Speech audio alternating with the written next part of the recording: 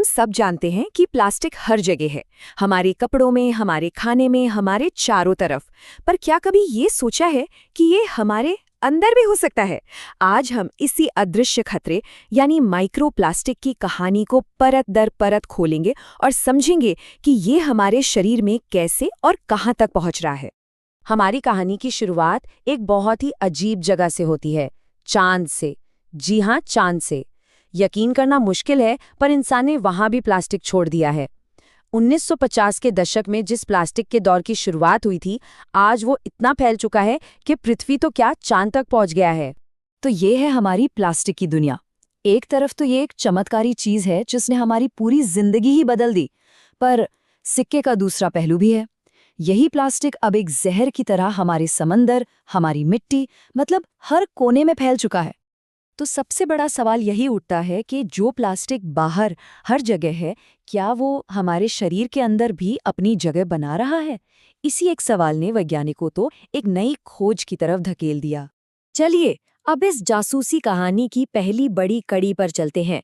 वो पल जब वैज्ञानिकों ने पहली बार इंसानों के अंदर प्लास्टिक खोजना शुरू किया। ये सब शुरू हुआ साल 2017 में। एक वैज्ञानिक थे फिलिप श्वाबल। उनके दिमाग में एक कह सकते हैं एक बिल्कुल अनोखा आइडिया आया। उन्होंने सोचा क्यों ना इंसानों के अंदर ही माइक्रोप्लास्टिक खोजा जाए। ये एक ऐसा सवाल था जो इससे पहले किसी ने हिम्मत करके पूछा ही नहीं था। और जब नतीजे आए तो वो हैरान करने वाले थे। सच कहूं तो चौंकाने वाले थे। जितने भी सैंपल टेस्ट किए गए, हर एक सैंपल में माइक्रोप्लास्टिक के कण मिले। पूरे के पूरे 100%। एक भी सैंपल साफ नहीं था। इस खोज को लीड करने वाले वैज्ञानिक ने खुद कहा, और उनके शब्दों में ही इस खोज का वजन पता चलता है। उन्होंने कहा, सबसे चौंकाने वाला नतीजा जिसकी हमने बिल्कुल भी उम्मीद नहीं की थी, वो ये था कि हम सभी सैंपल्स में माइक्रोप्लास्टिक के कण ढूंढ पाए। तो ठीक है, पहला सुराग तो मिल गया था, कंफर्म हो गया था कि प्लास्टिक हमारे अंदर है। अब जांच का अगला पड़ाव था ये पता लगाना कि आखिर ये हमारे अंदर पहुंच कैसे रहा है। अच्छा, आगे बढ़ने से पहले ये समझना जरूरी है कि ये कण है क्या। देखिए, दो तरह के कण हैं। एक है माइक्रोप्लास्टिक्स। ये इतने छोटे हो सकते हैं जितना एक सेब का बीज या फिर एक बैक्टीरिया जितना। पर असली खतरा है नैनोप्लास्टिक्स। ये इतने ज्यादा छोटे होते हैं, आप सोचिए, रेत के एक दाने से भी 10 लाख गुना छोटे। और इसी वजह से ये हमारे शरीर में कहीं भी किसी भी कोने में घुस सकते हैं। और ये कण आते कहाँ से हैं? जरा मार्गरीटा फेरेंटे की ये रिसर्च देखिए। नतीजे देखकर शायद यकीन ना हो।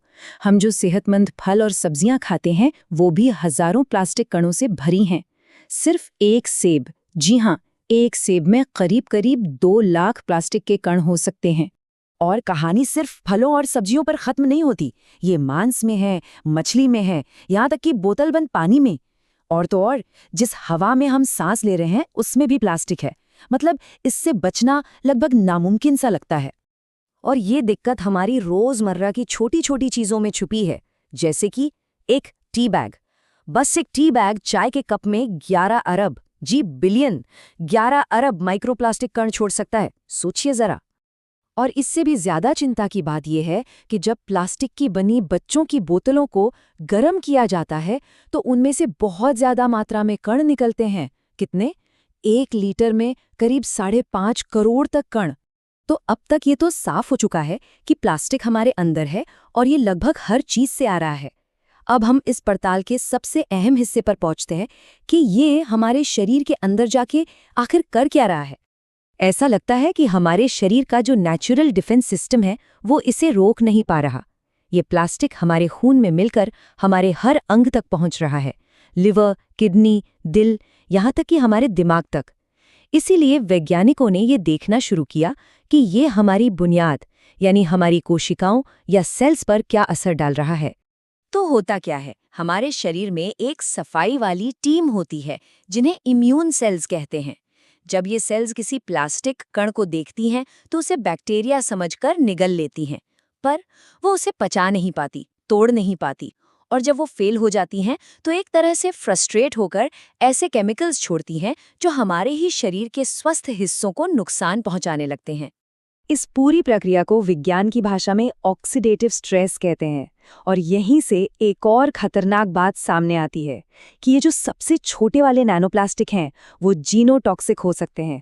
मतलब उनमें हमारे जेनेटिक कोड, हमारे डीएनए तक को नुकसान पहुंचाने की ताकत होती है। तो इसका लंबा असर क्या हो सकता है? अल्बा हर्नांडेस की टीम ने एक स्टडी की। उन्होंने देखा कि जब फेफड़ों की कोशिकाओं को 7 महीने तक प्लास्टिक के संपर्क में रखा गया तो वो कैंसर सेल्स की तरह बर्ताव करने लगी। मतलब वो बिना रुके बढ़ने लगी और फैलने लगी, ठीक वैसे ही जैसे कैंसर फैलता है। और इस स्टडी की जो लीड रिसर्चर्स हैं उनका निष्कर्ष वाकई डराने वाला है। उन्होंने कहा, हम देख रहे हैं कि नैनो प्लास्टिक, खासकर पानी की बोतलों से आने वाला पीईटी प्लास्टिक, कैंसर पैदा करने की क्षमता रखता है। तो इन सारे सबूतों को एक साथ रखकर देखें तो क्या तस्वीर बनती है? ऐसा लगता है कि हम एक बहुत बड़ी, एक ग्लोबल हेल्थ चुनौती के मुहाने पर खड़े हैं। और ये समस्या हमारी जिंदगी के शुरू होने से भी पहले शुरू हो जाती है। डॉक्टर एंटोनियो रगूजा की टीम ने पाया कि माइक्रोप्लास्टिक इंसानों के प्लेसेंटा में भी मौजूद है, यानी ये माँ के शरीर से बच्चे तक गर्भ में ही पहुंच रहा है। और ये कोई ऐसी समस्या नहीं है जो वक्त के साथ कम होने वाली है, बल्कि ये तो और बढ़ने वाली है। अनुमान है कि साल 2060 तक दुनिया में प्लास्टिक का उत्पादन आज के मुकाबले करीब 3 गुना हो जाएगा। इसका सीधा मतलब है कि हमारे शरीर में प्लास्टिक का हमला और भी ज्यादा बढ़ जाएगा। तो इस पूरी जांच का सार क्या है? कुछ ही सालों की रिसर्च ने हमें ये बता दिया है कि प्लास्टिक के कण हमारे पूरे शरीर में हैं। ये हमारी इम्यून सेल्स को कमजोर कर सकते हैं, ये हमारे डीएनए को तोड़ सकते हैं, और लैब में की गई स्टडीज ये दिखाती हैं कि ये कोशिकाओं को कैंसर सेल्स में भी बदल सकते हैं। देखिए, विज्ञान तो अपनी तरफ से खतरे की घंटी बजा चुका है। अब सवाल हम सब पर है, क्या हम होमो सेपियंस, होमो प्लास्टिकस बनने से पहले जागेंगे?